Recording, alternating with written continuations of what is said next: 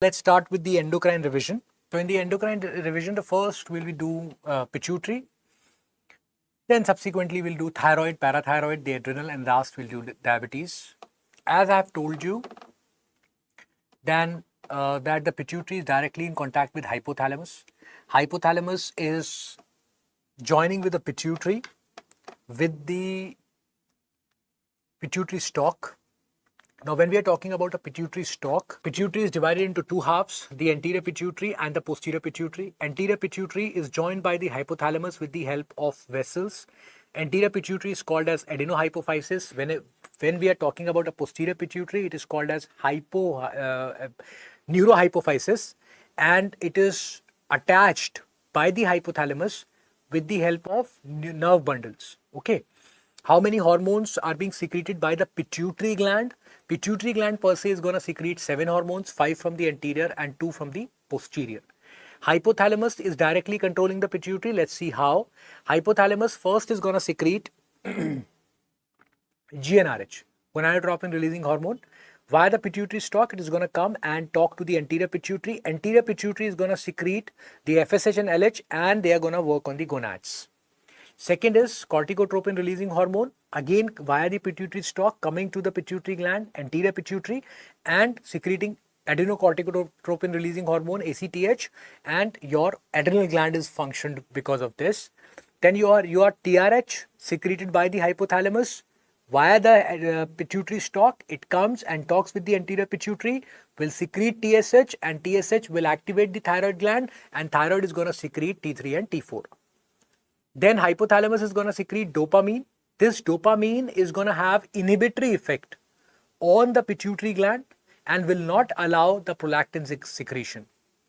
Then the last thing is going to be your GnRH, which is going to come and activate the anterior pituitary, will secrete the growth hormone, and it is going to work on the liver and at all organs of the body. When we are talking about the posterior pituitary being activated by the neurosecretory cells secreting ADH and oxytocin here only in the hypothalamus, they travel via the nerve bundles, come to the posterior pituitary and amplifies their release. The posterior pituitary will amplify the release of ADH and oxytocin. ADH is going to work on the kidney at the V2 receptors, and your oxytocin is going to work on the mammary gland. Oxytocin is going to work on the mammary gland. So 7 hormones, 5 for the anterior pituitary and 2 for the posterior pituitary. The posterior pituitary hormones are going to be ADH and oxytocin, and the anterior pituitary hormones की बात कर रहा हूँ बेटा, FSH, LH, TSH, your ACTH, prolactin, and lastly growth hormone. If there is injury to the pituitary stalk, everything will be decreased, every hormone coming will be decreased except the prolactin. Why? Because prolactin is negatively controlled by hypothalamus. So it will increase, rest everything is decreased if the pituitary stalk is gone. But if the anterior pituitary is gone, only anterior pituitary, these 5 hormones will be decreased. If the posterior pituitary is gone, ADH and oxytocin will be decreased. And if the entire pituitary gland is gone, entire pituitary, all the 7 hormones will be decreased in the body. Okay. Now, when we are talking about disorders of the pituitary gland, in the disorders of pituitary gland, what we have done was a disorder related to the prolactin, prolactinoma. We have done a disorder related to the growth hormone, that is your acromegaly, and we have done a disorder which is due to ACTH, your ADH, syndrome of inappropriate antidiuretic hormone. ACTH की बात अपन बाद में करेंगे, ठीक है, adrenal gland की problem है. So now let's start with the first disorder. This is what I just explained you. ठीक है, 5 hormones from the anterior pituitary, 2 hormones from the posterior pituitary. Then if we talk about diseases, as I have told, prolactin gland की वजह से prolactinoma, growth hormones की वजह से acromegaly, and for the ADH is SIADH and diabetes insipidus. Prolactinoma, when we are talking about, this is the most common functional tumor we have, most common functional tumor. Increase in the prolactin, you will have increase in the pituitary gland size. If the size of the pituitary gland is increased less than 1 centimeter, then it is microadenoma. If the increase is more than 1 centimeter, then it is called as macroadenoma. Micro and macro. Now, why would a prolactin increase in the body? First thing is that if, let's say, a person is having hypothalamic injury, hypothalamus is secreting dopamine. So dopamine will not be secreted. If the dopamine is not secreted, the prolactin will increase. Or if somebody is taking dopamine blocker drugs. Second, pregnancy में हो जाएगा बेटा. Pregnancy में a female can come to you with microadenoma or a macroadenoma. In pregnancy, prolactin is increased physiologically. So microadenoma can be a normal feature of pregnancy. So if a female comes to you with microadenoma, don't do anything. Just ask the female to be present in the follow-ups. If a patient comes to you with symptoms due to compression because of increase in the size of this adenoma, then you have to do measures. You have to take measures, and what is that? You do an MRI, because the patient will come to you with these headaches, increase in the intracranial pressure or the visual disturbances. Then the next step would be you do an MRI and see the exact location and the size. That is why it becomes the investigation of choice. So if they ask you, what is the investigation of choice for prolactinoma in pregnancy, that's going to be an MRI. If let's say the patient is having compression problems, then first you start with bromocriptine. The drug of choice for prolactinoma overall is going to be cabergoline. But for pregnancy, cabergoline is teratogenic. So cabergoline we are not giving. We are giving bromocriptine. And if even after giving bromocriptine, the size does not compress, and even after giving the conservative management, the compression symptoms, they persist, you remove the tube. Hypothyroidism. Whenever person is having hypothalamus is going to secrete more TRH. Because thyroid is not secreting T3 and T4, so more TRH will come. If there is more TRH, there will be more TSH. If there is more TSH, it will obviously felicitate more T3 and T4. This is what we want in hypothyroidism. But once the TRH is being secreted by the hypothalamus, it also increases the secretion of prolactin as well. So hypothyroidism can also lead to prolactinomas. Increase in prolactin will have a negative effect on GnRH. So GnRH is making FSH, LHN in your body. So FSH will be low and LH will be low. If FSH is low, female problems will be there, menstrual disturbances, oligomenorrhea and all. If the LH will be low, male problems like erectile dysfunction or impotency. Investigation of choice for prolactinoma, that is your MRI, because you can see the size and the location. And the treatment of choice, if they are asking conservative management, as I said, cabergoline will be the drug of choice. But if it's pregnancy, you will give bromocriptine. And if there is compression symptoms which are there, then you do a resection. Surgery will be the only thing which you can do in these patients. Okay. Acromegaly, this is produced by this is due to increase in the growth hormones. Growth hormones are secreted by somatotrophs, and because of this growth hormone more, there's a tumor which arises, and this tumor is called as growth hormone adenoma, and this is the second most common functional tumor of the body. Second most common functional tumor. Okay. What are the normal functions of growth hormone inside the body? If growth hormone is there, it increases the protein synthesis. So if anybody have excess of growth hormone, more protein synthesis, matlab more muscle mass. Which is the problem here? If the muscle mass increases in the heart, तो heart size बढ़ जाएगा बेटा, hypertrophy हो जाएगी. It also increases the sodium retention inside the body. So if there is more sodium inside, more water inside the body, matlab more BP. And it activates the liver by secreting more insulin-like growth factors. This is not insulin. This is insulin-like growth factors. So it basically mimics insulin and doesn't allow the body to produce insulin. If the insulin is not there, the sugar inside the blood will never go into the peripheral tissue. The patient will suffer from hyperglycemia. Now this is a deadly triad. Deadly triad: hypertrophy, high BP, sugar, ischemic heart disease. The patient is more prone to die by IHDs. Other two functions of growth hormones, insulin sensitivity को कम कर देता है, and it works on the visceral and the epiphyseal growth plates. So matlab all the organ size will increase and even the bone size will increase. So the patient will become tall. Important features to learn, they are your prognathism and gap between the lower jaw, because mandible बड़ा हो जाता है, and long feet, large hands, and जो आपका ये है heel pad, it becomes thick. This is what you should learn. How do you do a screening test? You do IGF-1. Okay, IGF-1 levels. IGF-1 levels जो है बेटा insulin like growth factor levels, if they are normal, you are thinking that the patient might be suffering from growth hormone problem, but IGF-1 is normal, मतलब उसको growth hormone का issue नहीं है. It cannot be acromegaly at all. But if the IGF-1 levels are high, that means there could be a problem of growth hormone. You do an OGTT. If the OGTT is positive, then it is confirmatory. This is your acromegaly. What is the next step? you do an MRI and see the location of the tumor. And then, you will start with the conservative management. But if, let's say, after doing the conservative management, you're not getting proper treatment, proper response, then you do a surgery. So if the tumor is resectable, you remove it. If non-resectable, or you want to reduce the size of the tumor, you give conservative management. There are two drugs which you can give, octreotide and growth hormone inhibitors. This disease, acromegaly, is due to growth hormone problem. So we feel that we should give growth hormone inhibitors, but growth hormone generally only works on the liver. If you are giving a growth hormone inhibitor, out of these 5 problems occurring due to growth hormone, only this will be blocked. What about this, this, this and this? It cannot be blocked by giving a growth hormone inhibitor. So what instead you give a somatotropin inhibitors. ठीक है? So somatostat agonist देते हो आप. So once you block these cells, they will not secrete growth hormone at all. So everything will be controlled. So what is the somatostatin drug you are giving? You are giving octreotide. You can give growth hormone inhibitor also. That is your pegvisomant. दोनों लिखवा है बेटा, octreotide and pegvisomant. Octreotide is a better choice. Then SIADH. This is your syndrome of inappropriate antidiuretic hormone. When we are talking about diuresis, diuresis का मतलब हो गया बेटा, whenever diuresis we are talking about, so that means that inside the urine you are losing a lot of water. ADH का काम क्या होता है बेटा? Antidiuresis. So it will not allow the water to be leaked in the urine. So it will concentrate the urine, it will increase the volume inside the body, because the urine is not, you are not able to urinate properly because of SIADH, because of ADH more. Okay.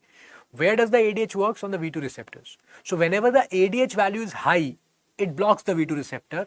If you are working on the V2 receptor, this ADH works on the V2 receptor and tell the V2 receptor to absorb all the water inside. So urine में concentration ज़्यादा हो जाती है, किसकी? Solutes की. ठीक है? So concentrated urine होता है patients का SIADH में, very concentrated urine. Okay. Now, normal urine output of the body is, as I said, 0.8 to 2 liters होता है, whereas 1 to 1.5 भी कई जगह होगा. They can be polyuria because of 2 reasons. One, polyuria का मतलब क्या होता है? More than 3 liters of urine per day. Polyuria can be primary, can be secondary. If, let's say, there is a primary polyuria, that means that patient is drinking a lot of water, and because the patient is drinking a lot of water, that is why patient is urinating a lot of water. ठीक है? This is called as primary polyuria and psychogenic polydipsia. So when you are drinking a lot of water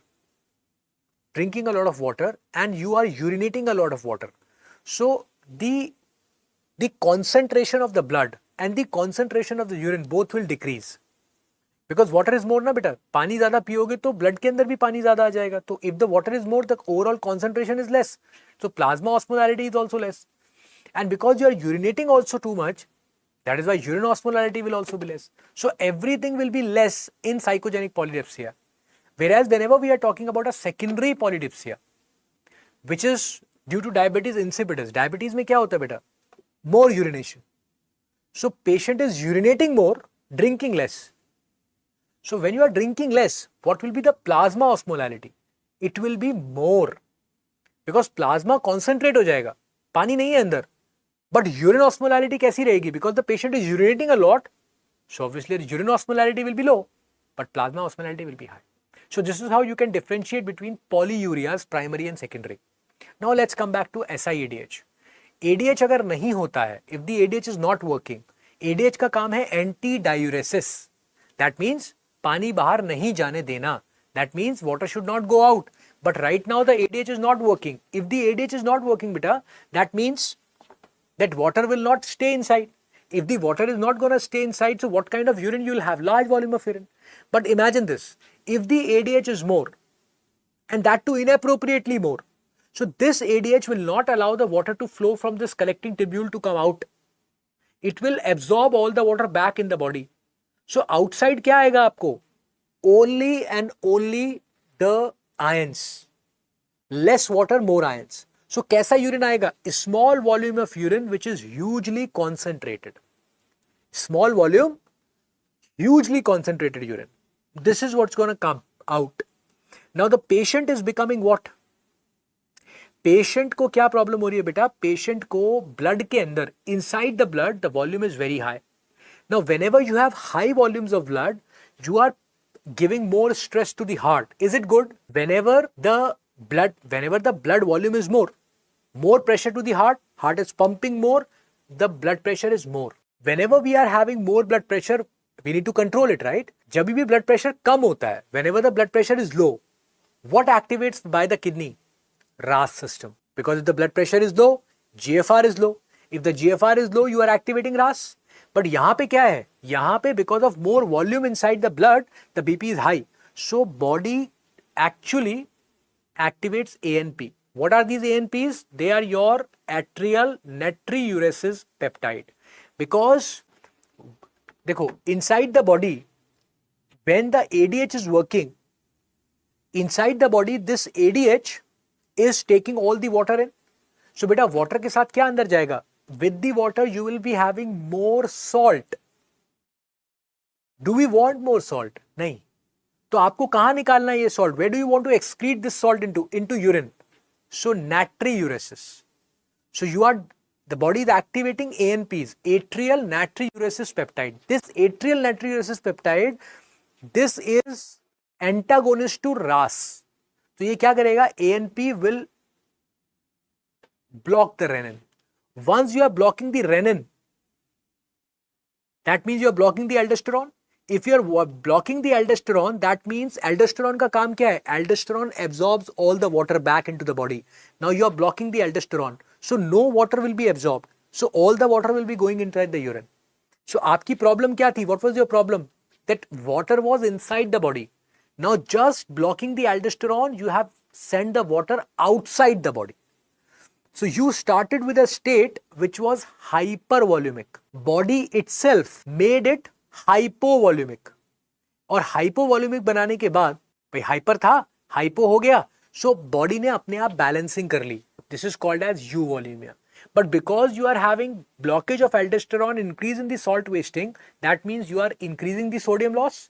If the sodium loss is more, it will be called as hyponatremia. So the patients of SIADH, they are euvolemic, hyponatremic.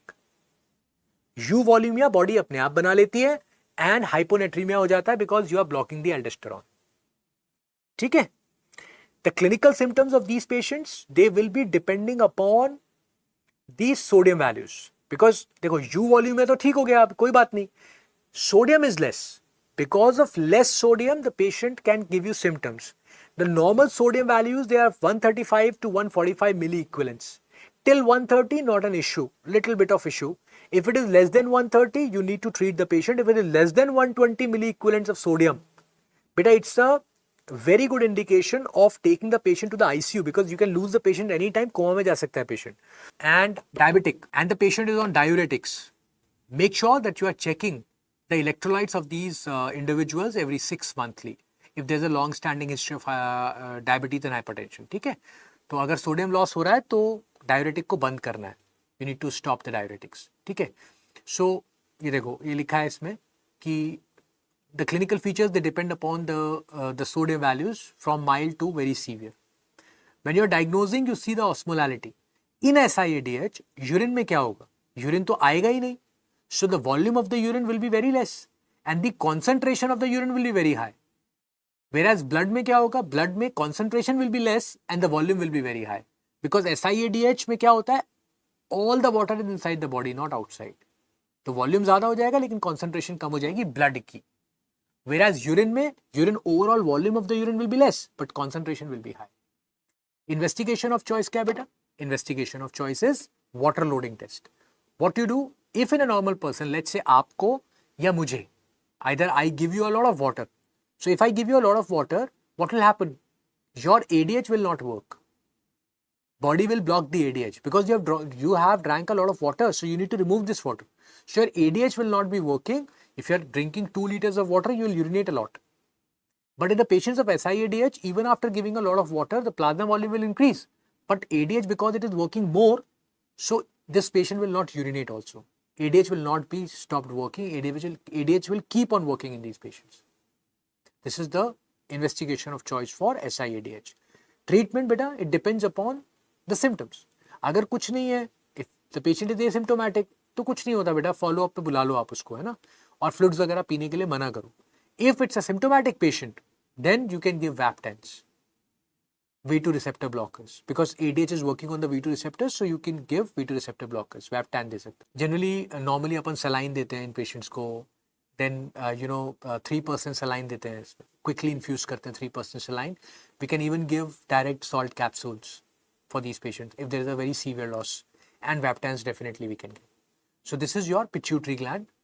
इसमें क्या क्या पढ़ा अपन ने? Prolactinoma, acromegaly, SIADH. Last चीज पढ़ेंगे अब diabetes insipidus. इंडी diabetes insipidus, it can be of two types, either a central diabetes insipidus or a nephrogenic diabetes insipidus. अब अगर हम central diabetes insipidus की बात करते हैं, if you're talking about a central diabetes insipidus, तो central diabetes insipidus में क्या होता है बेटा? The problem is at the pituitary level. So that means ADH is more. When the pituitary is not working, the ADH is less. If the ADH is less, V2 receptor पे कोई problem नहीं है, लेकिन ADH ही नहीं है. So urine osmolality क्या होगी? What will be the urine osmolality in these patients? बेटा जब ADH ही काम नहीं कर रहा है, ADH is not working at all. So these patients will leak urine. बहुत सारा fluid आएगा, तो osmolality will be less. But what will be the serum ADH in these people? Serum ADH, because the pituitary is damaged, so serum ADH will be less. देना क्या है यहाँ पे? Desmopressin.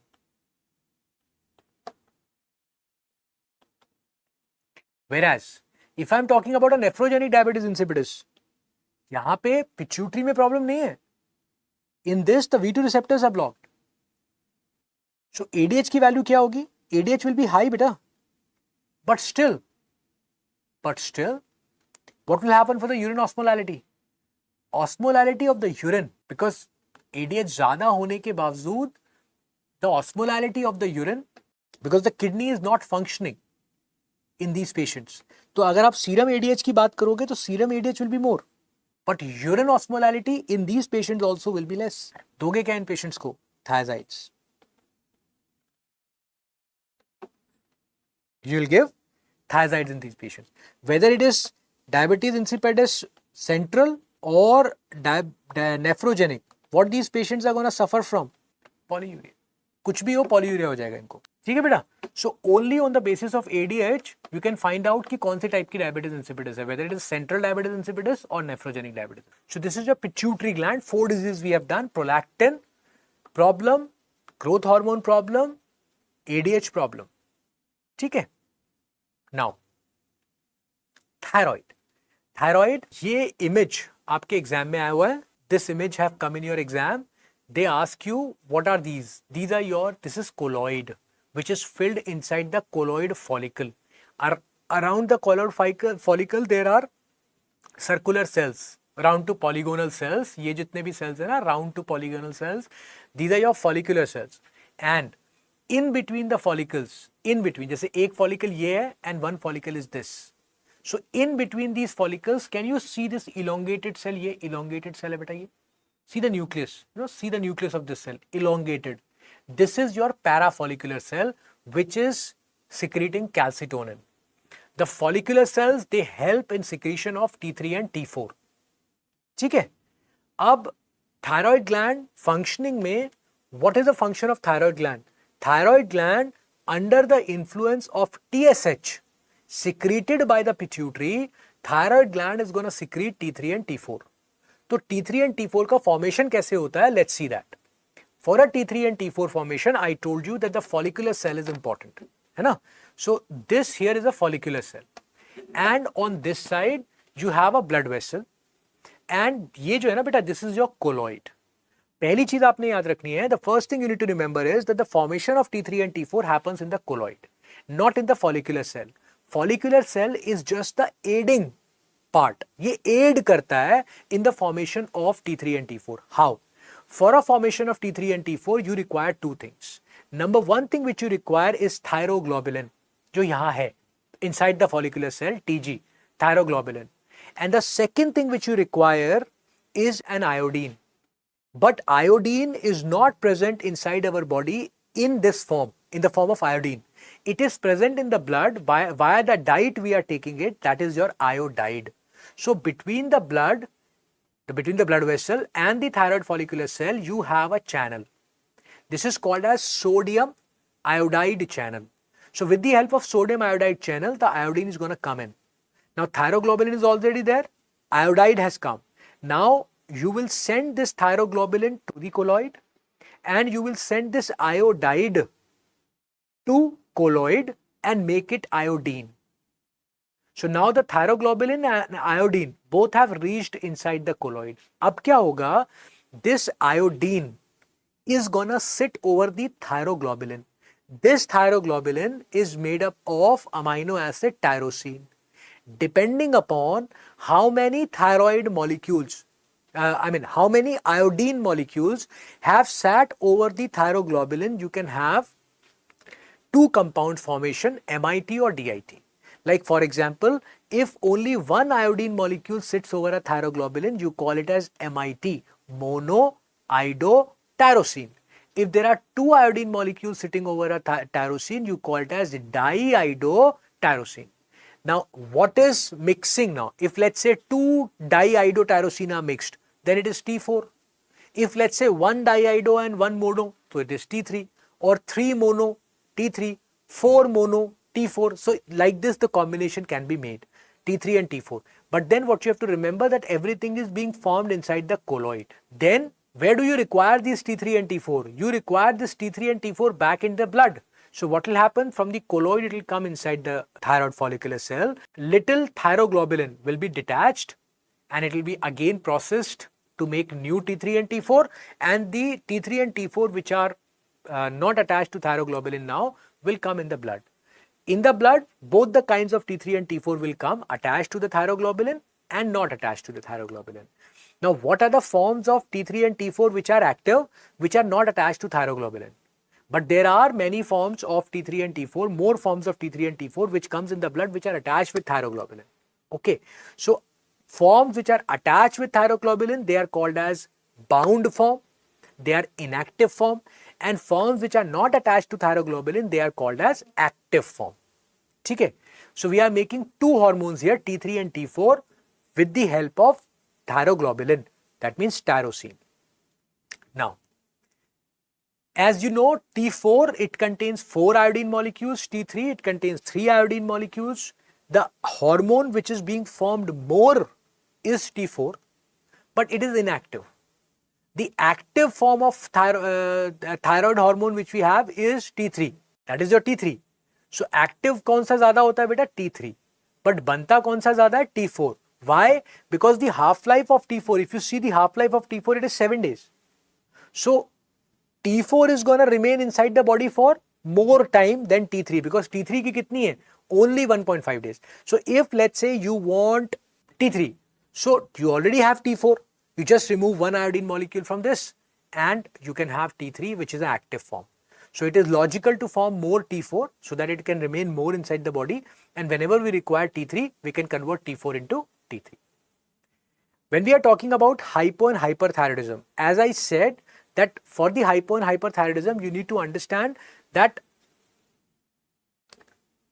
anywhere T3 and T4 is going low, it is hypothyroidism.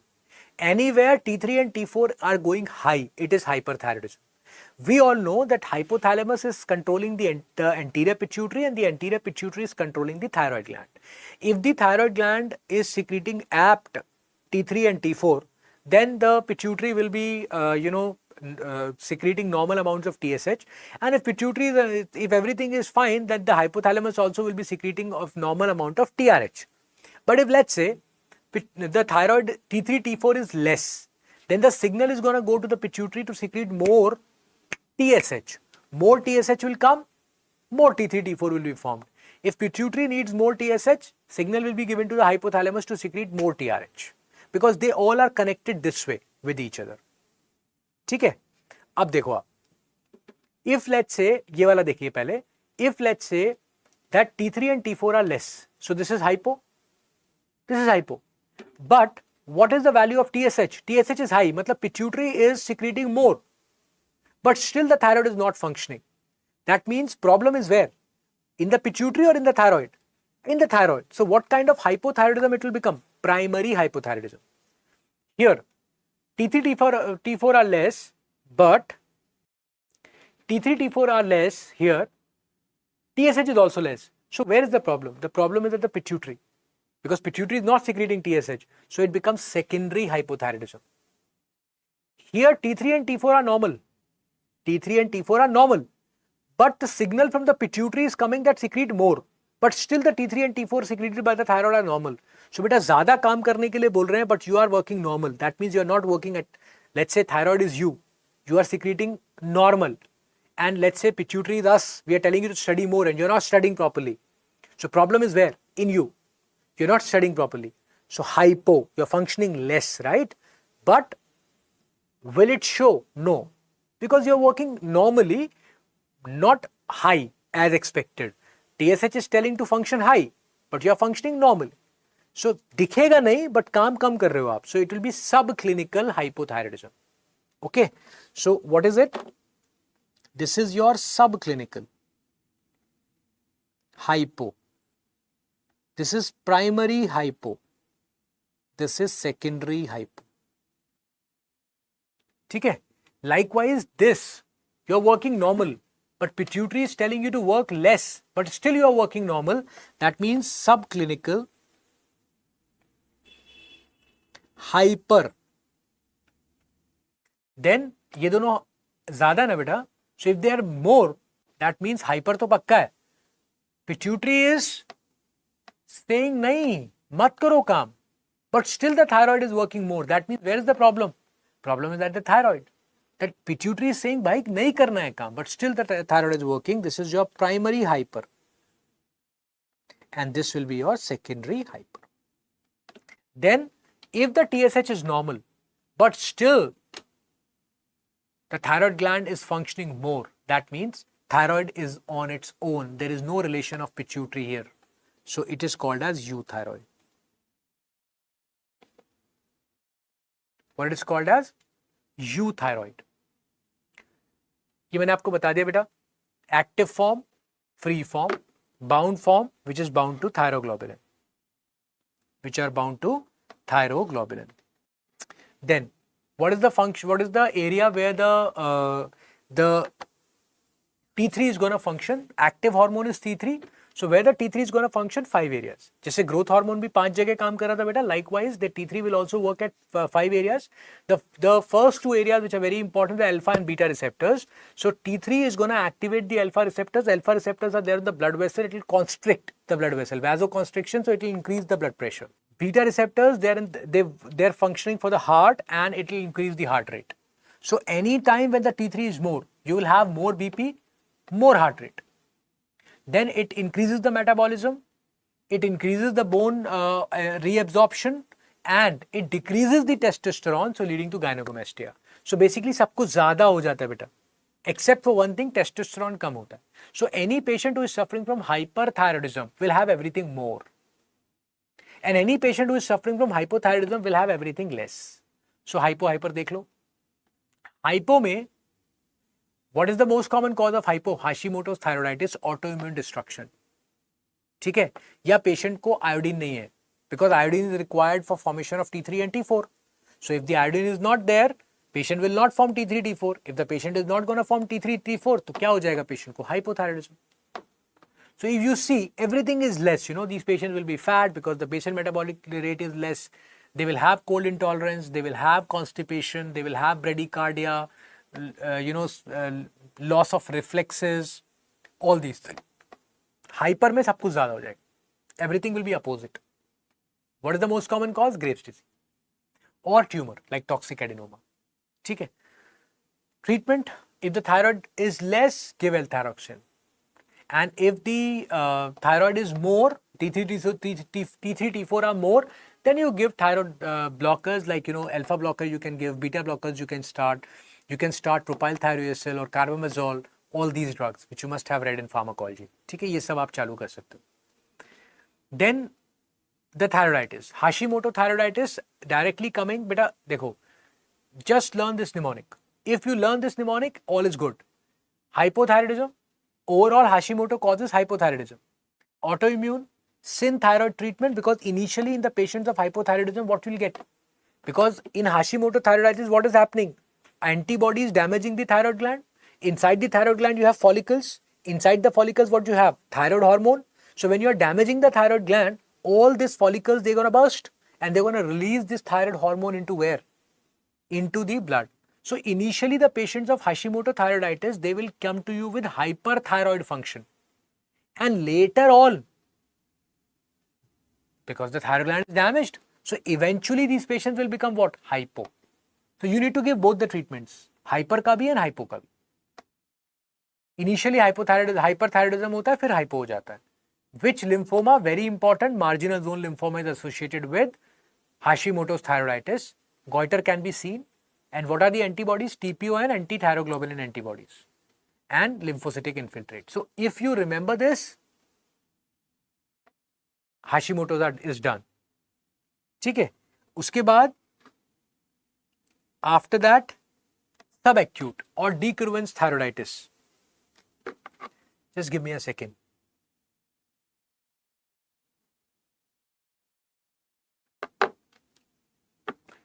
So decurvence or subacute thyroiditis. In decurvence or subacute thyroiditis, it's a viral thyroiditis we have. Just give me a second.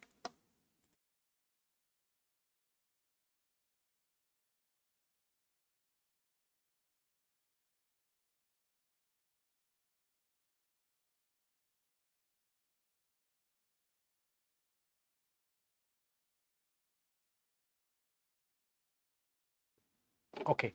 So in subacute or decurvence thyroiditis, it's a viral thyroiditis. So beta इसे autoimmune destruction नहीं है.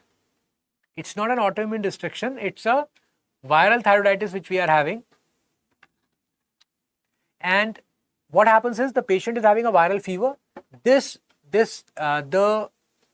antigen, the viral antigen, it damages the thyroid gland. तो क्या होगा बेटा? जब आप damage करोगे इनिशियली हाइपर मिलेगा, बट इवेंचुअली क्या हो जाएगा? हाइपो हो जाएगा. Riddles में it's idiopathic. We don't know what is happening, but there is a massive destruction of the thyroid gland. Entire thyroid gland becomes fibrotic and patient goes into severe hypothyroidism.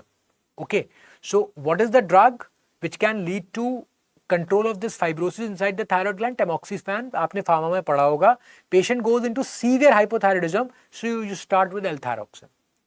Then we have Graves and toxic adenoma. Graves में मैंने आपको बताया बेटा antibody is there. Which antibody? Anti-TSH antibody. And this anti-TSH antibody is working on the TSH receptor. It activates the TSH receptor and it activates the iodine uptake receptor as well. So more thyroglobulin, more iodine inside the thyroid gland. Obviously there is more secretion of T3 and T4. And when the thyroid gland is functioning more, what will happen to the thyroid gland?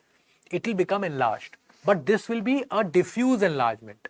ऐसा नहीं कि यहां से ज्यादा हो गया, यहां से ज्यादा हो गया. It will be a diffuse enlargement of the thyroid gland. In Graves disease, you will have diffuse goiter. Whereas toxic adenoma, it's an autonomous process. We don't know why it is happening. Tumor growth है ये, इसमें multiple nodules होते हैं.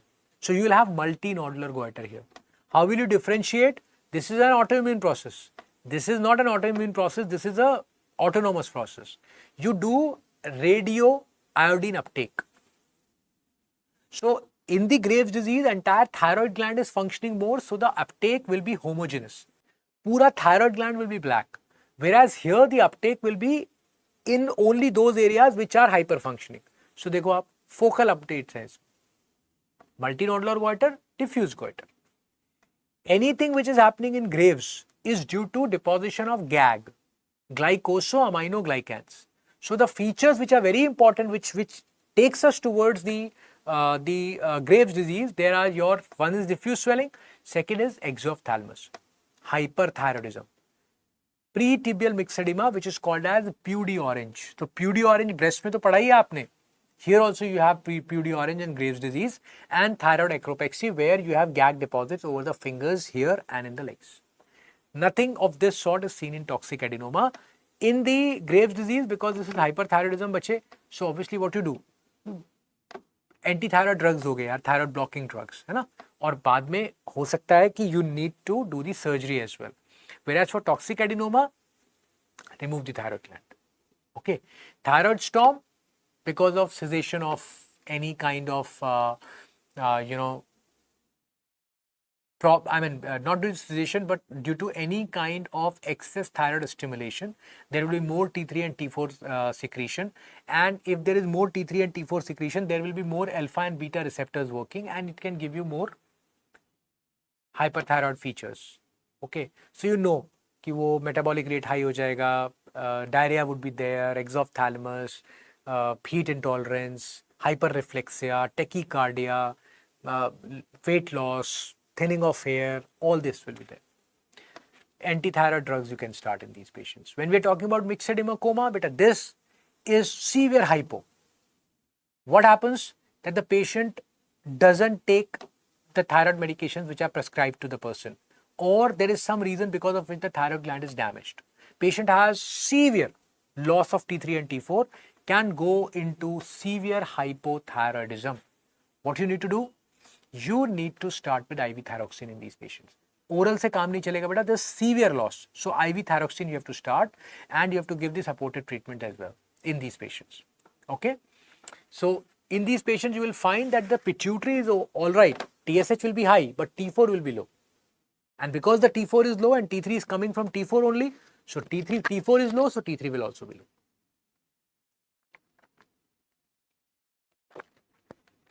Sick euthyroid.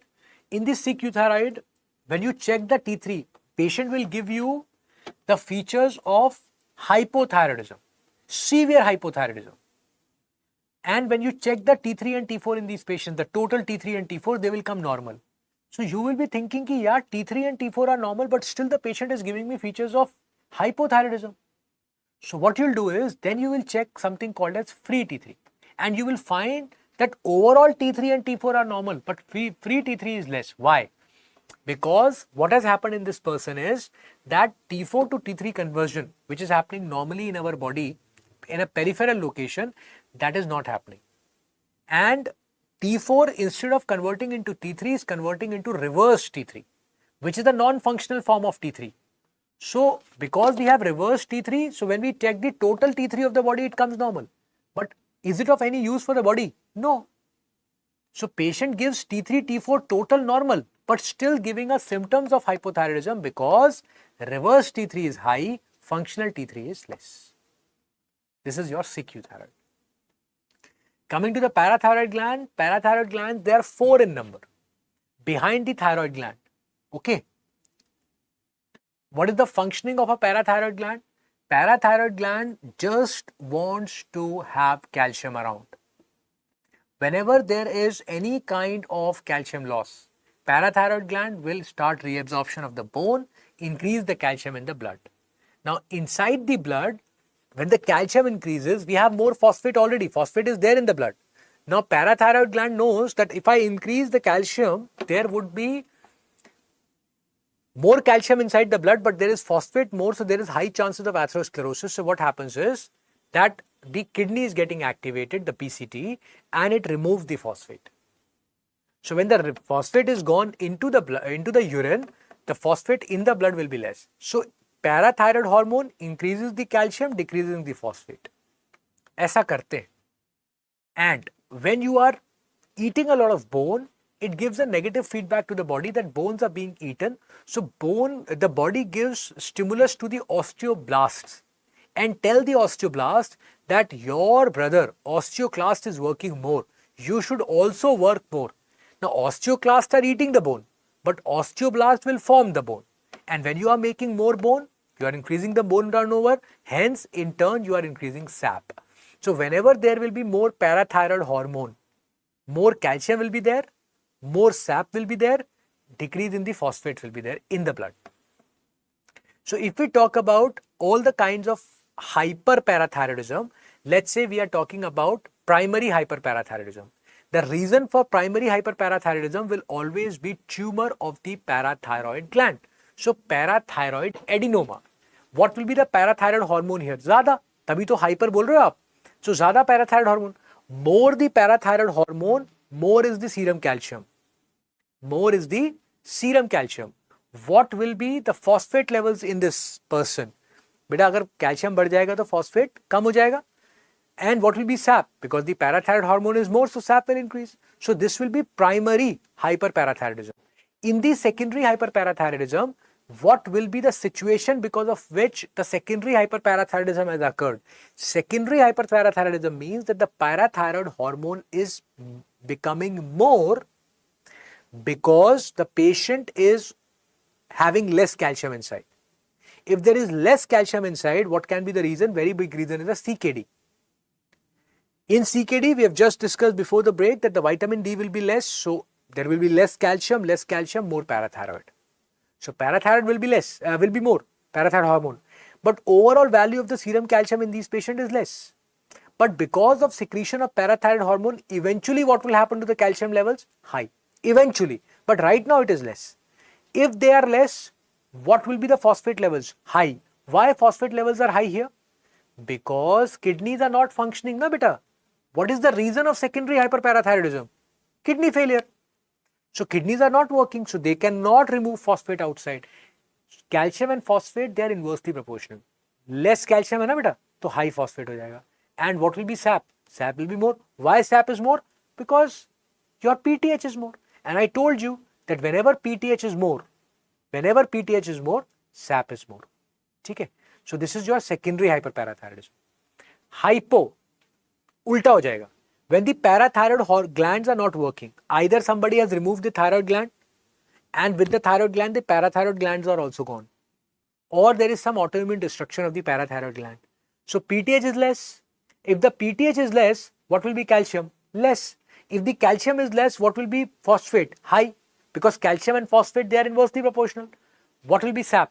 बेटा जब PTH ही नहीं है, SAP को कोई लेना देना ही नहीं है, SAP will be normal. Whereas if I talk about pseudo hypoparathyroidism, pseudo hypo, PTH आपको हाई मिलेगा. अब आप बोलोगे सर PTH हाई है, so it should be hyper, but no. Even after having PTH high, I am not getting calcium high. Why? Because this PTH which is high, this is not functioning. Because there is a defect in a gene called as GNAS. What will be the phosphate levels? Calcium low है ना? Phosphate will be high. And what will be the SAP? Normal.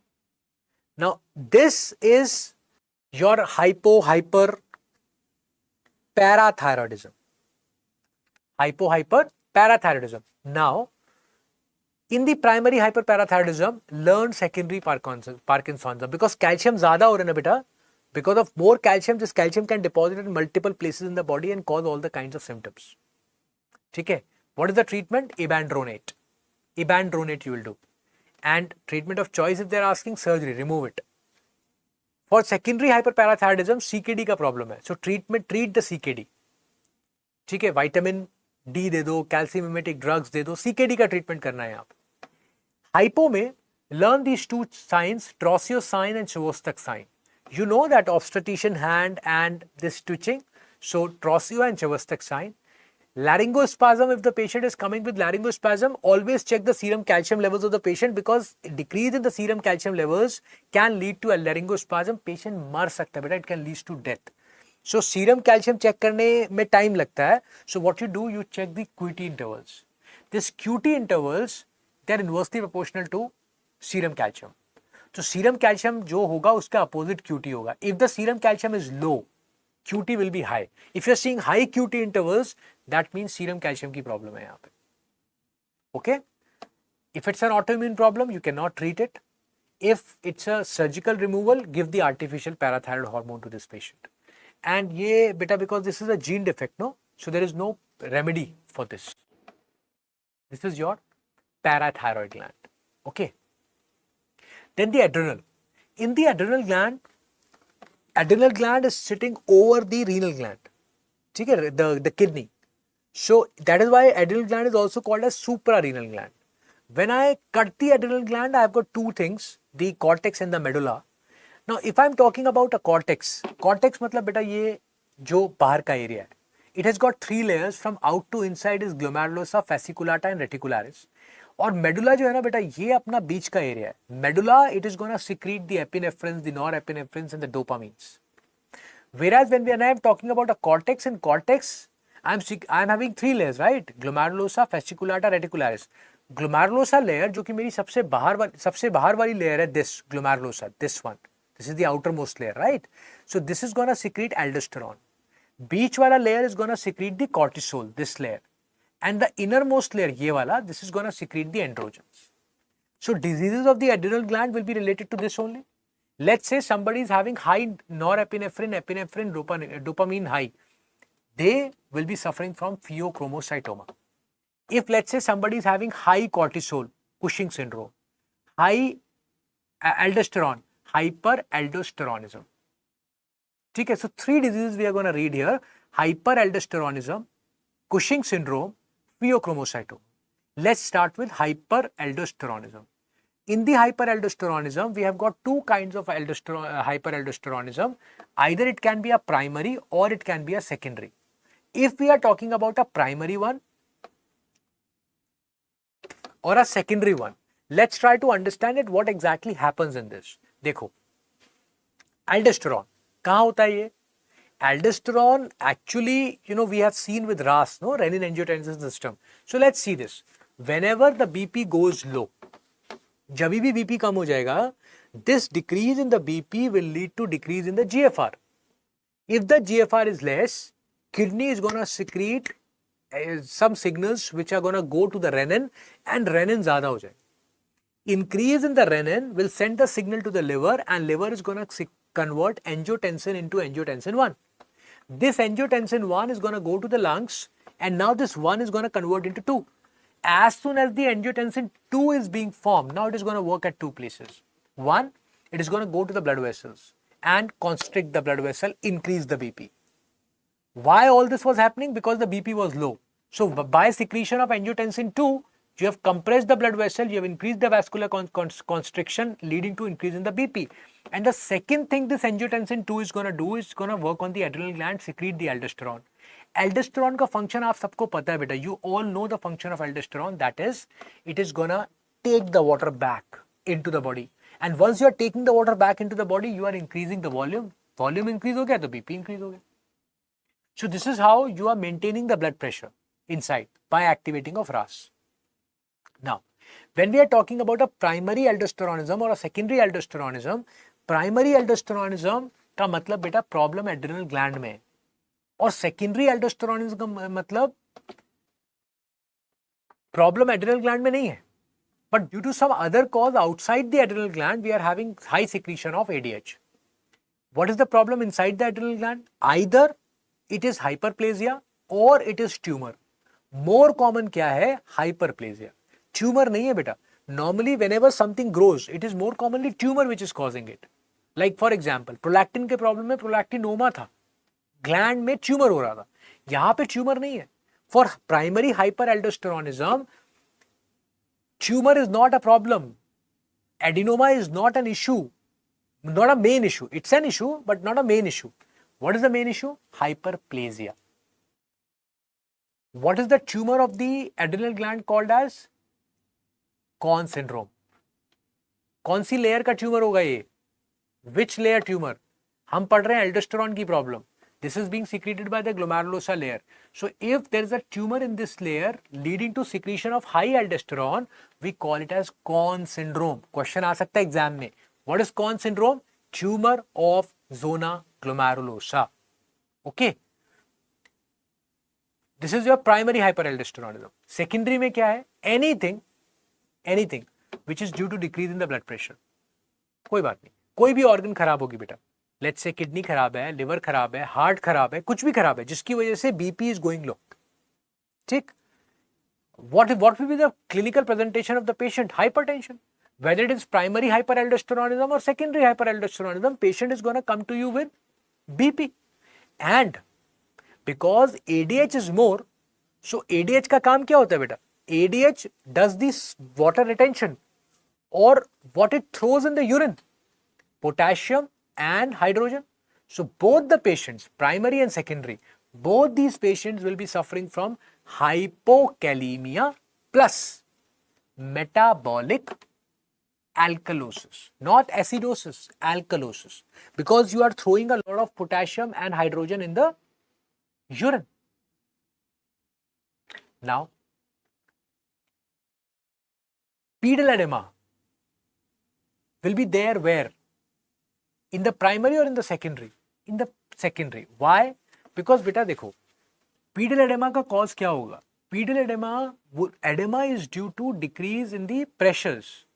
So when you are having less BP, obviously the hydrostatic pressure is not there. If you are having, let's say, a renal disease, so the oncotic pressure will not be there. So if you are having less hydrostatic pressure or less oncotic pressure, what will happen? The fluid is going to come into interstitial space. या तो hydrostatic pressure ज्यादा हो जाए या oncotic pressure कम हो जाए. सो क्या हो जाएगा? Fluid is gonna come into interstitial space, oedema. So ये फीचर किसका है? सेकेंडरी हाइपरएल्डोस्टेरोनिज्म का. So pedal oedema will only be seen in secondary hyperaldosteronism. Oedema will never be a feature of primary hyperaldosteronism. Oedema नहीं होगा बेटा, इसका protein से या प्रेशर से कोई लेना देना नहीं है. What will be the renin value in comparison to aldosterone in primary? Is there any renin involvement in this? No. So renin कम हो जाएगा. Whereas in secondary hyperaldosteronism, because the BP is low BP increases renin, तो renin ज़्यादा होगा. So when you will try to do the aldosterone to renin ratio, aldosterone is high but renin is low, so the ratio will be high in primary. Whereas aldosterone is high in secondary, that's there, but renin is also high. So this ratio will be normal or less in comparison to primary. What will you do in these? Investigation of choice. The investigation of choice in these patients will be saline infusion test or the salt loading test. क्या होगा इसमें? As soon as you give the saline infusion or you give the salt, once you give the saline, what will happen in these patients? तो अगर आपने salt को load कर दिया और saline infusion दिया तो क्या होना चाहिए? The aldosterone should stop working, but it never stop working in primary hyperaldosteronism. But in secondary hyperaldosteronism, it will stop working. हालांकि for the secondary hyperaldosteronism, you are not doing this test. You are trying to find out the cause, that why the hell is the BP less. This is what you will find. And once you find the cause, treat the cause. So ये तो इसका हो गया. But for a primary hyperaldosteronism, what you'll do, once you are sure that it's primary hyperaldosteronism, the treatment is aldosterone receptor blockers like spironolactone, aplerenone. और अगर बेटा ये देखो, if it is due to only hyperplasia, then you can give these drugs, not a problem. But if it's a tumor, then you need to do removal. अगर ये tumor है तो आप remove कर दोगे. So this is your primary and secondary hyperaldosteronism. So for a primary and secondary hyperaldosteronism, learn aldosterone to the renin ratio. Learn it. दोबारा से एक बार repeat कर देता हूँ बेटा. Primary में it is gonna be either the adrenal hyperplasia or the adrenal tumor. Secondary में it will be decrease in the blood pressure. Whether it is primary or secondary, it is gonna be hypertension, both of them. Both of them will come to you with hypokalemia and metabolic alkalosis. But renin in the patients of primary will be less. Renin in the patients of secondary will be more. And pedal edema will only be seen in the patients of secondary. No edema in the patients of primary. In the secondary, aldosterone to renin ratio will be less in comparison to primary. And in the secondary, find out the cause and treat the cause. Whereas in the primary hyperaldosteronism, you do salt loading test and give the aldosterone receptor blockers, that is just spironolactone, and if it's due to cancer, then do the surgery. Liddle syndrome. In Liddle syndrome, what is happening? There is a problem. There is a problem of ENaC. Normally, जब RAS काम करता है बेटा, when the RAS is happening, there is renin. Renin is working on angiotensin in the lungs. Then it is, first in the liver and then in the lungs. And this angiotensin 2 is working on, working on the adrenal gland for the aldosterone. And then this aldosterone is working on the ENaC in the kidney. And this ENaC, what is the function of ENaC? Sodium water retention and potassium and hydrogen excretion. Okay. Now the point is that in Liddle syndrome, what is happening? That ENaC has got mutated. If the ENaC is mutated, let's say, This mutation which doesn't cause the hypofunctioning of ENaC. This mutation leads to hyperfunctioning of ENaC. If the ENaC is hyperfunctioning, ये ज्यादा काम अगर कर रहा है तो बेटा आप देखो, when the ENaC function more, patient will retain more water. If you are retaining more water, the patient will have high BP. Okay, so hypertension हो गया. It will secrete more potassium, more hydrogen outside the urine, in the urine. So the patient will have hypokalemia and alkalosis. ठीक है? Same features of high ADH, but will you have high ADH here? No. Your ENaC is working improperly. There is no aldosterone more. So now the situation is hyperfunctioning of ENaC will give back signal to the renin. That renin, do not get activated, I am managing everything. So this renin will be inhibited. If the renin is inhibited, angiotensin is less, so aldosterone is less. Now low aldosterone and these features. These are the features of high aldosterone. But right now here you are having low aldosterone. This is your Liddle syndrome. So when I differentiate between a primary hyperaldosteronism, secondary hyperaldosteronism and Liddle syndrome. So if we are talking about renin in primary renin is less. Angiotensin, renin ही नहीं है तो angiotensin भी कम होगा. But aldosterone ज़्यादा होगा. Because ये hyper है ना बेटा, primary hyperaldosteronism, तो ये ज़्यादा है. So aldosterone to renin ratio ज़्यादा है. Wherein secondary, because secondary is due to decrease in BP, so renin भी ज़्यादा होगा, angiotensin भी ज़्यादा होगा, aldosterone भी ज़्यादा होगा. So when everything is more, obviously aldosterone to renin ratio will be less. It will be less. When we are talking about Liddle syndrome में renin, angiotensin, aldosterone सब कुछ कम है. Everything is less. In Liddle, what is happening? In the Liddle syndrome, what is happening? There is problem where? In the ENaC. So ये सब कम है. So aldosterone to renin ratio वो normal रहेगा. So whether it is primary, whether it is secondary, whether it is Liddle, features are going to be same.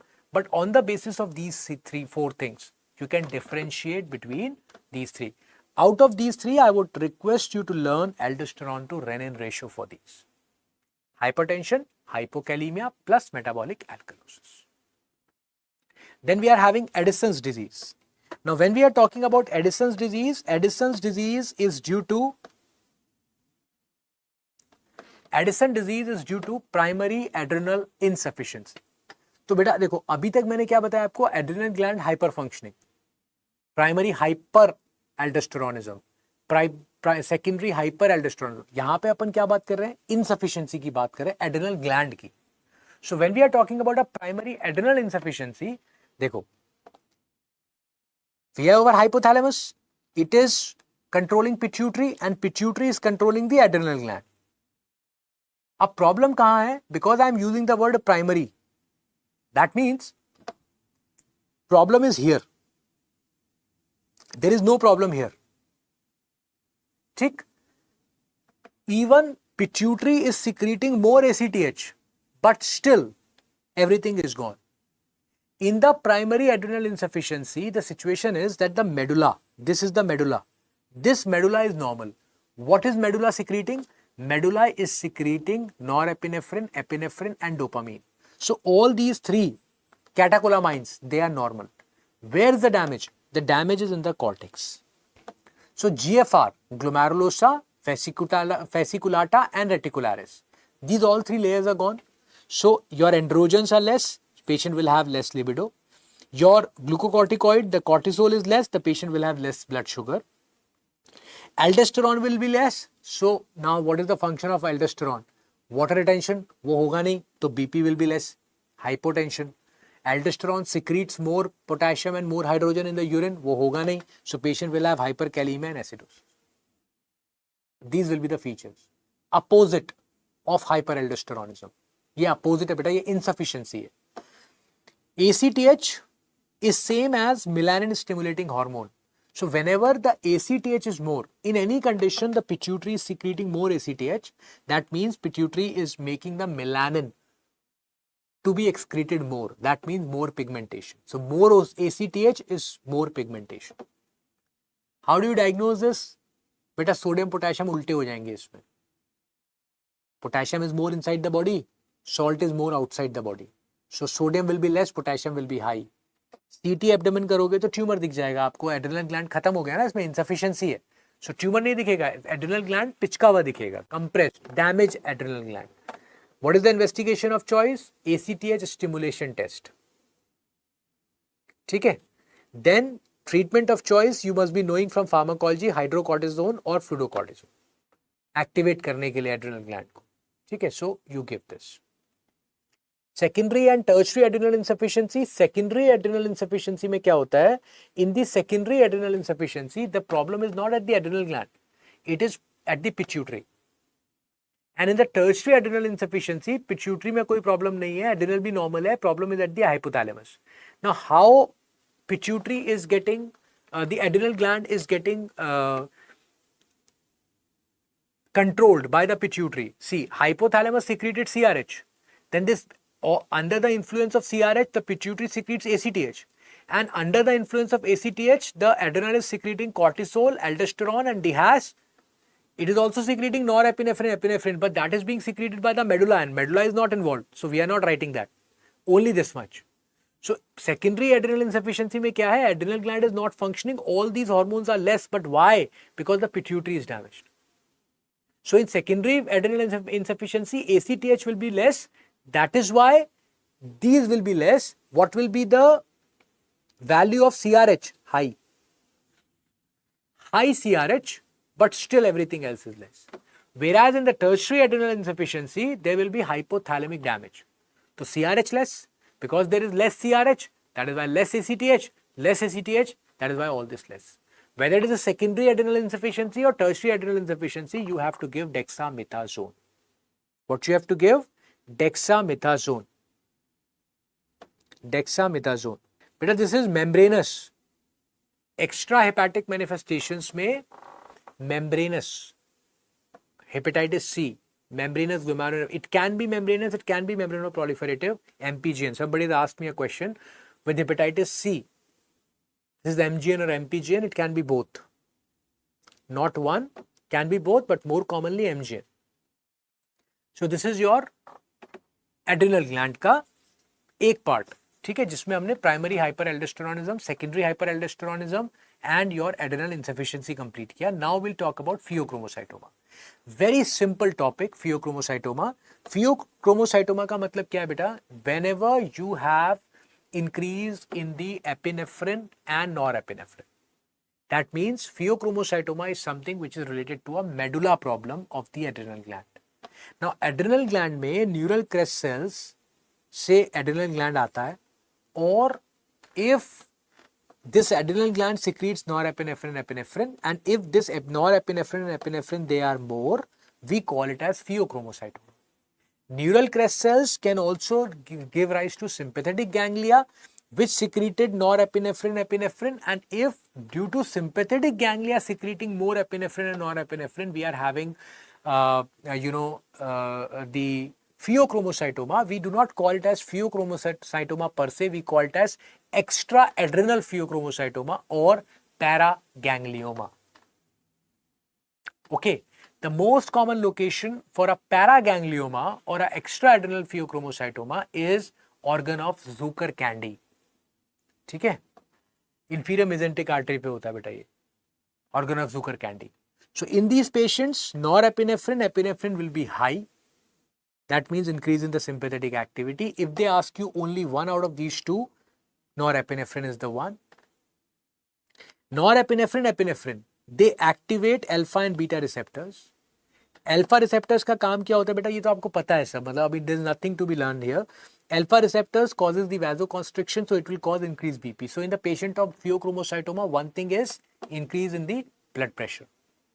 Beta receptors बेटा increase in the heart rate.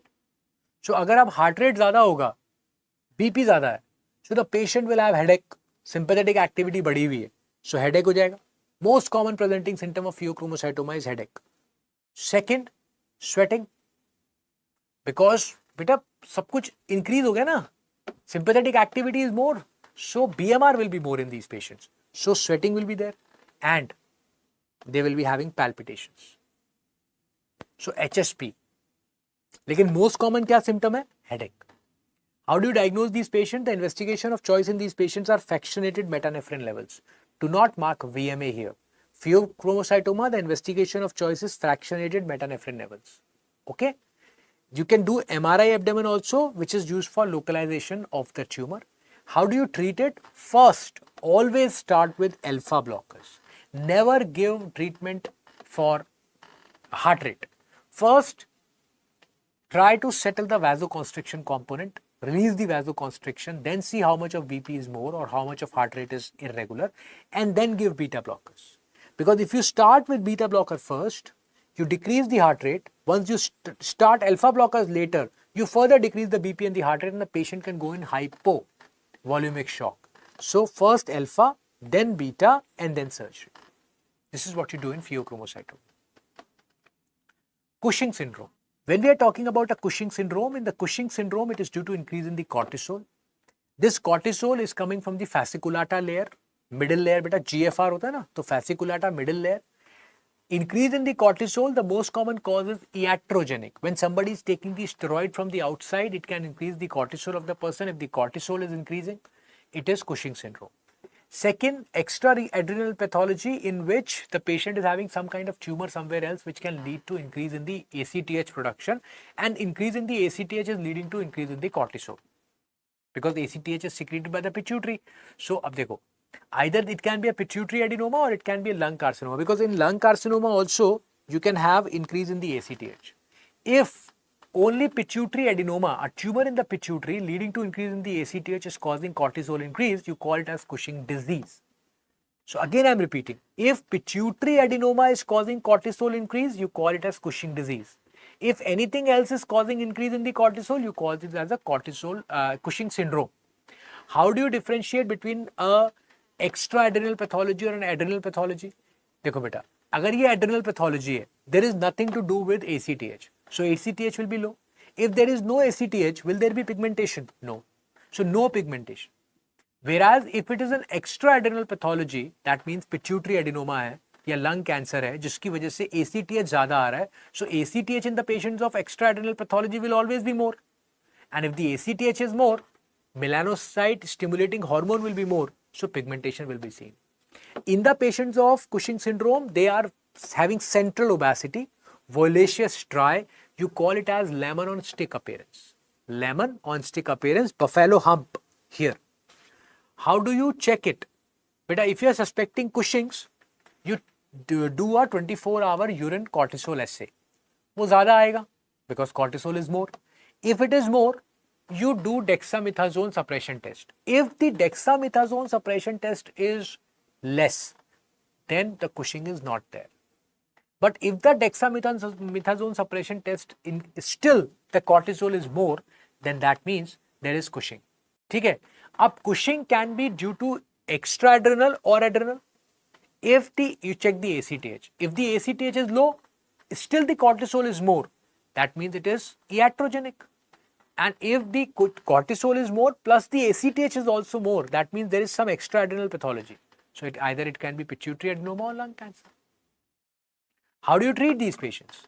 You give cortisol decreasing drugs like ketoconazole.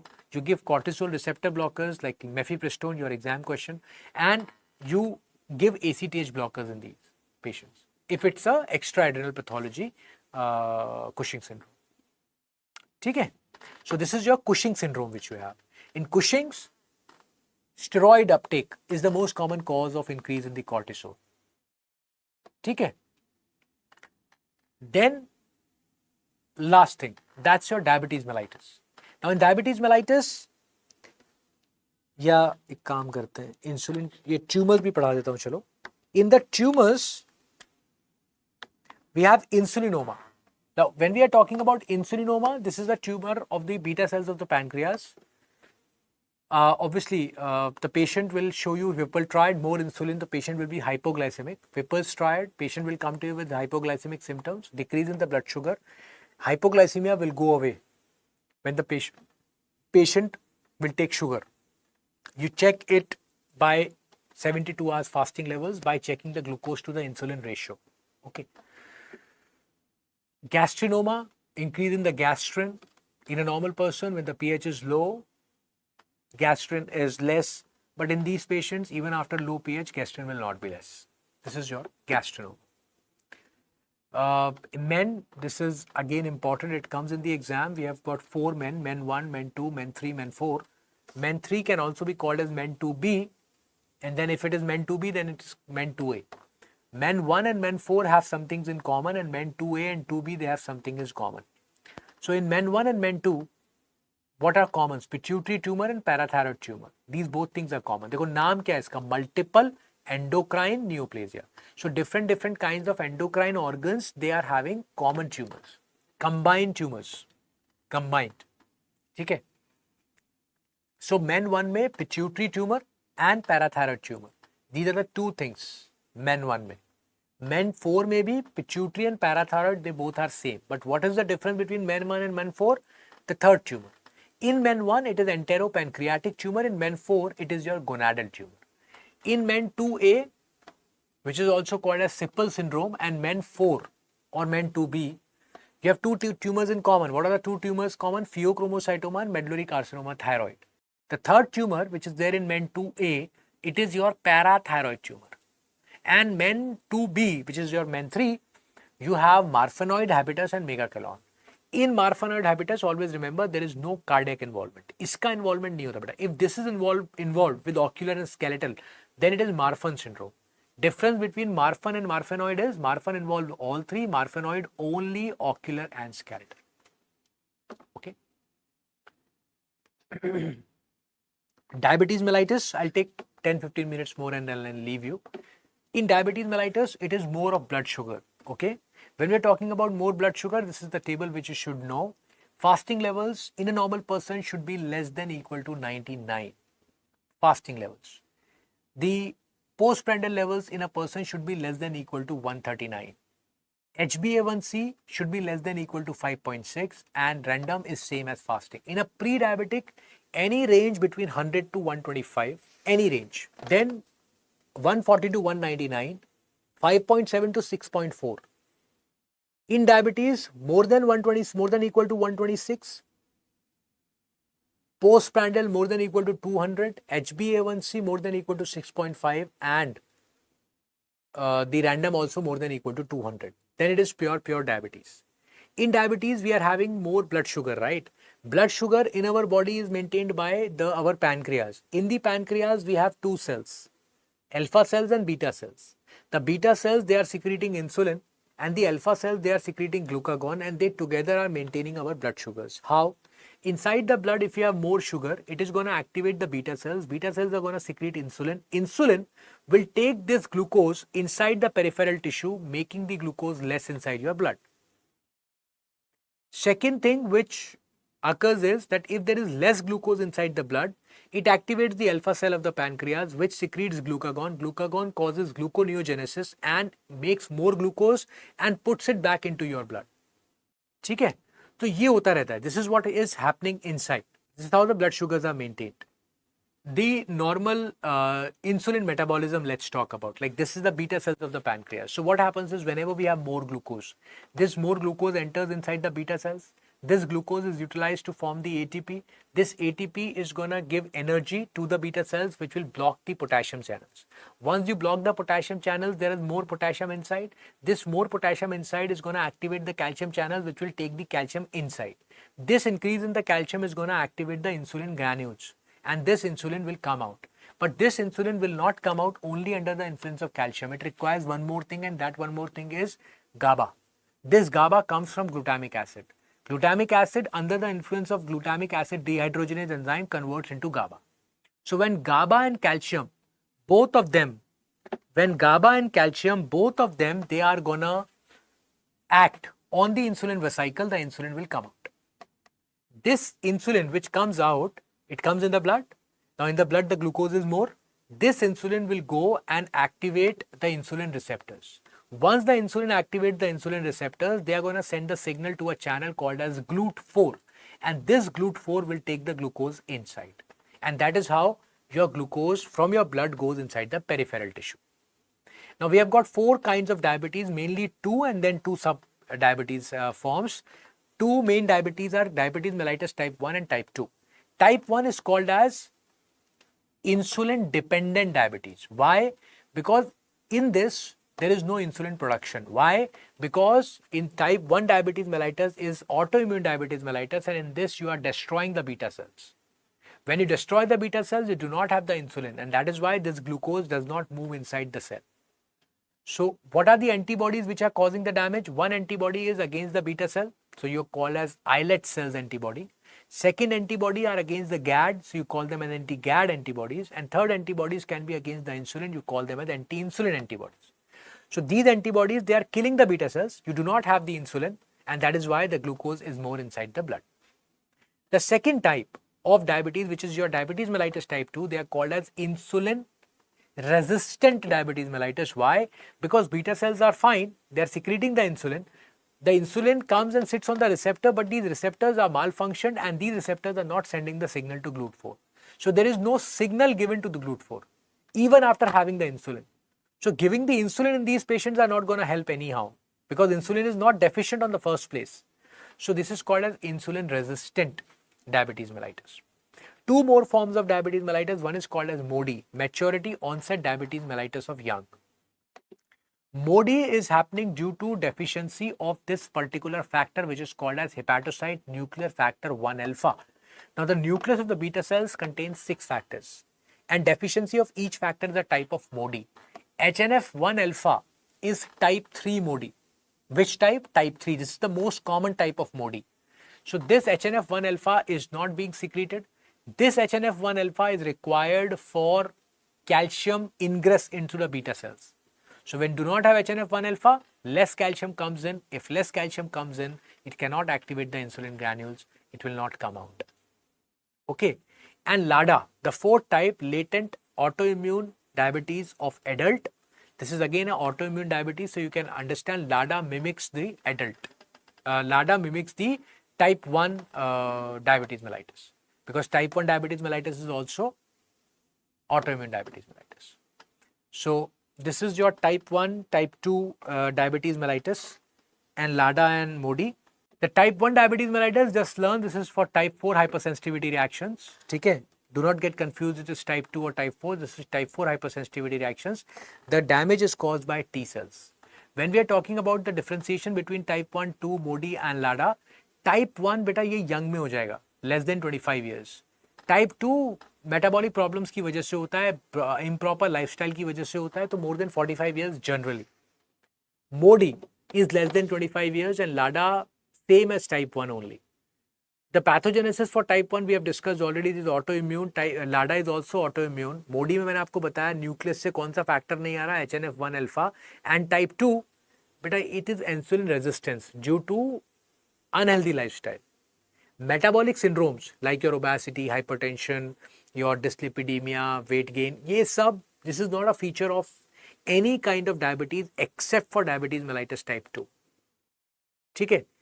Beta cells in type 1, because antibodies are killing the beta cells, so they are extremely low. But this is the place where you make the mistake. In type 2, beta, you think that the insulin are being produced by the beta cells. So beta cells, there is no problem with the beta cells. So you generally mark that the beta cells in type 2 diabetes mellitus will be normal. But no. In type 2 diabetes mellitus also, beta cells are decreased. Why? Because, the glucose is not able to go in, because there is no signal. So body continuously gives the signal to beta cells, produce more insulin, because body feels that there is no insulin attached to these receptors. So beta cells gets over exhausted. Therefore the beta cells, they die. Okay. So beta cells are low. ये मैंने बेटा full form लिखा है. Maturity onset diabetes of young, latent autoimmune diabetes of adults, and hepatocyte nuclear factor 1 alpha.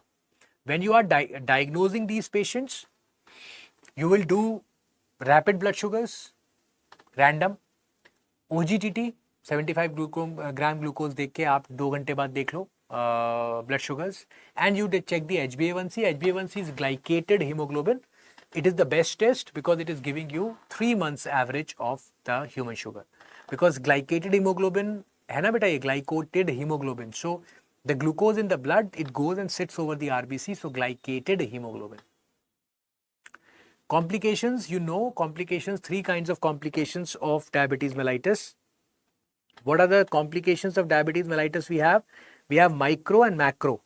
We have micro and macro, vascular and non-vascular.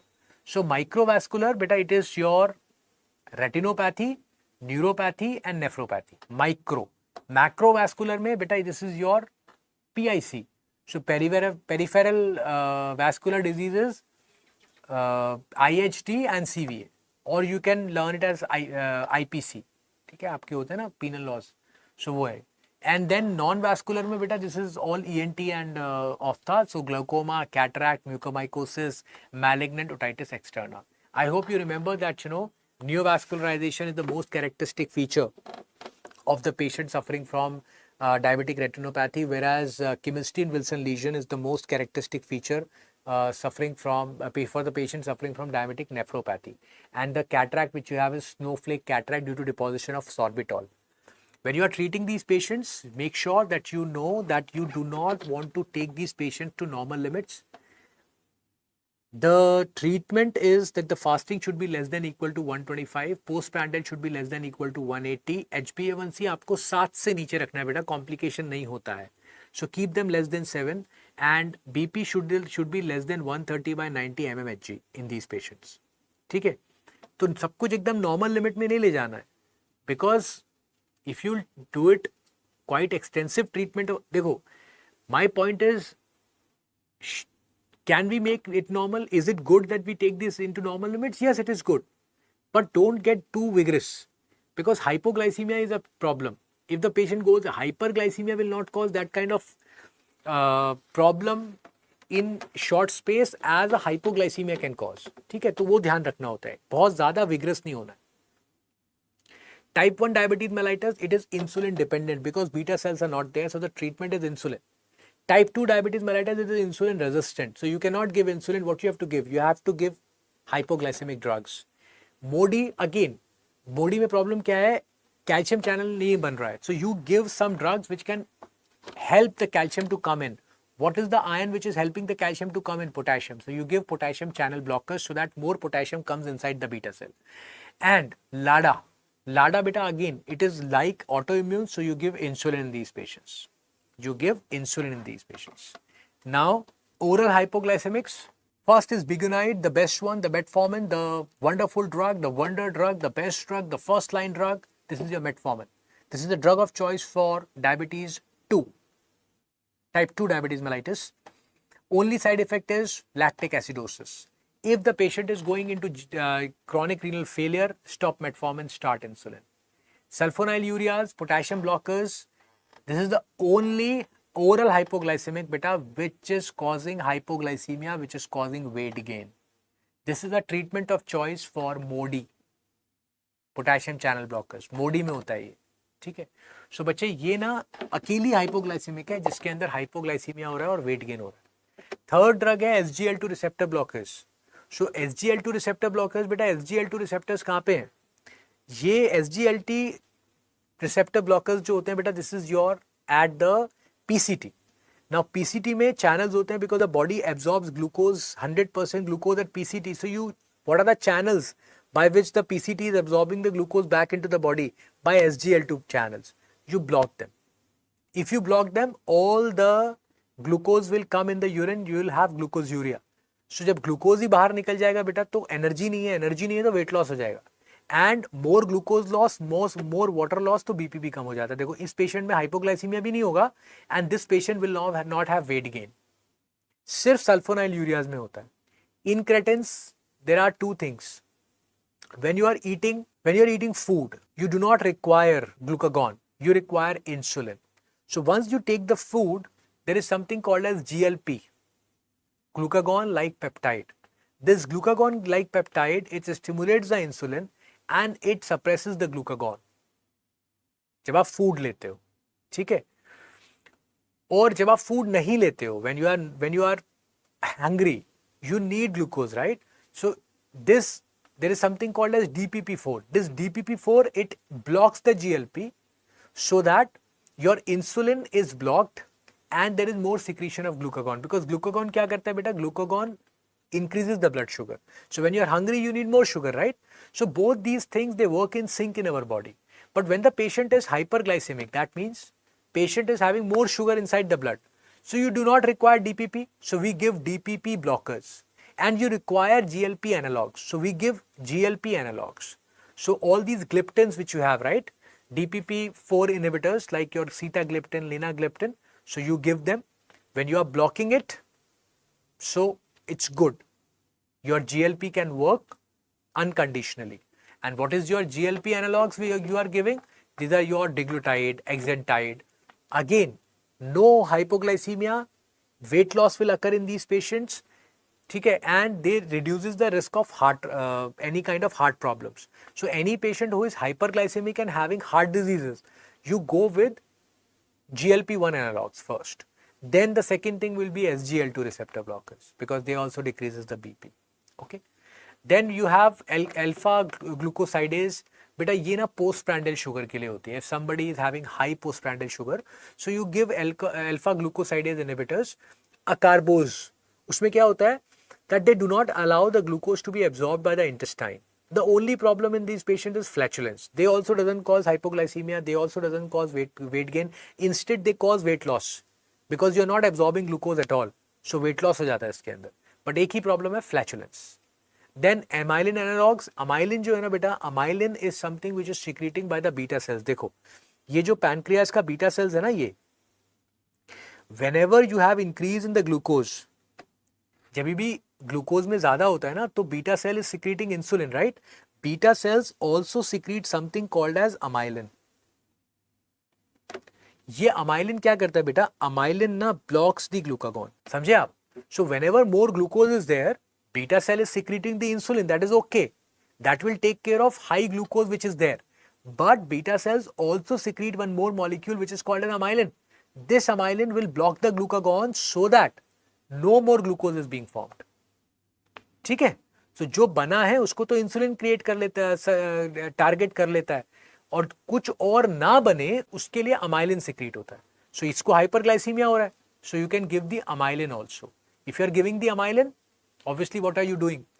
You are blocking the glucagon. If you are blocking the glucagon, तो glucose नहीं बन रहा है. अगर glucose नहीं बन रहा है बेटा, तो वेट लॉस हो जाएगा, है ना? तो पेशेंट को वेट लॉस होगा और हाइपोग्लाइसीमिया नहीं होता इसके अंदर. So this is your drugs. 6 classes of drug: metformin, potassium channel blockers, that is sulfonylureas, then your SGL2 blockers, GLP analogs and DPP inhibitors, alpha glucosidase inhibitors and amylin analogs. HbA1c कम करने के लिए बेटा, first thing is metformin, and then you can do give drugs according to whatever is the comorbidity. Like for example, if somebody is having atherosclerosis, I told you GLP-1 analogs आप दोगे because heart risk कम करता है ये, और उसके बाद SGL2 receptor blockers भी दे सकते हो. If the HbA1c, when you are diagnosing the patient, the HbA1c is less than 9, only one drug is okay. Metformin start कर दो, चलेगा. If the HbA1c between 9 to 10, then you give a dual therapy. Metformin के साथ दूसरी एक drug चलानी पड़ेगी, depending upon what is the comorbidity.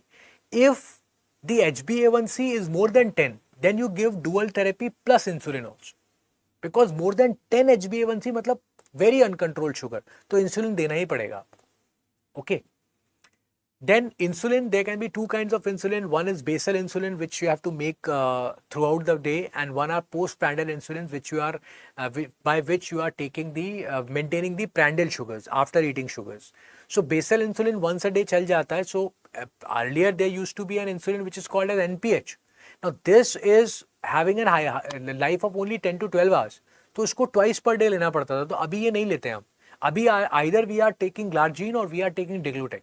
Deglutec is much better because it can remain inside the body for 2 days. ठीक है? Then the prandial insulins, they are taking half an hour before the meal. Generally, we have two. The regular insulin, which is taking half an hour to 45 minutes before meal, and one are rapidly acting insulins, which are very good insulins, just 10 minutes before the meal, and they are very popular. Lispro, ठीक है, तो ये बहुत ज्यादा popular है, aspart and lispro. So they are giving, they are your prandial insulin. So basal insulin we have and prandial insulins we have. Okay, this is the treatment protocol. If we are talking about the complications, two more complications we have, Somogi and Dawn phenomenon. In Dawn phenomenon, the patient suffer from increase in the fasting glucose because the patient is taking insulin low than what is required. So what is the treatment? Give high dose of insulin. In Somogi also the patient is having high fasting but not as high as Dawn. Dawn बेटा, dawn is dawn, right, dawn में ज्यादा high रहती है, सोमोगी में उतनी high नहीं होती, लेकिन यहाँ इंसुलिन क्या है, ज्यादा लिया हुआ है, उसके बाद भी फास्टिंग ज्यादा है because of the counter mechanisms working in the body. Okay, so again what you do, because you have taken high insulin, that is why the fasting is more, so decrease the dose of insulin. All right, then your diabetic ketoacidosis, very simple. Let's say the patient is having a severe bout of diabetes mellitus type 1. If the patient is having severe diabetes mellitus type 1, what will happen? This more glucose is there. But normally glucose enters inside the peripheral tissue and converts into energy. But if the patient is having diabetes mellitus type 1, the insulin which is taking the glucose inside the peripheral tissue is not there. If the insulin is not there, the glucose is not entering inside the cell. If the cell is not getting the glucose, the cell is not getting the energy. And if you're not having the energy, will the cell die? No. This cell will understand, okay, I'm not going to get the energy from the glucose, let's go to liver. So it's go to liver, it asks the liver, give me energy. Liver says, okay, wait. Liver converts the free fatty acid into ketone bodies. What are the examples of ketone bodies? Your beta hydroxybutyric acid, acetoacetate acid, and acetone. These things, they are ketone bodies, they are acidic. So they are coming in the patient's blood. So they are going to cause metabolic acidosis to the patient. They will come in the blood and they are going to give the energy to the cell. That's okay. But they are going to cause metabolic acidosis. This high glucose which is not getting into the patient's peripheral tissue, this high glucose will lead to polyuria. Because of polyuria, the patient will go into dehydration.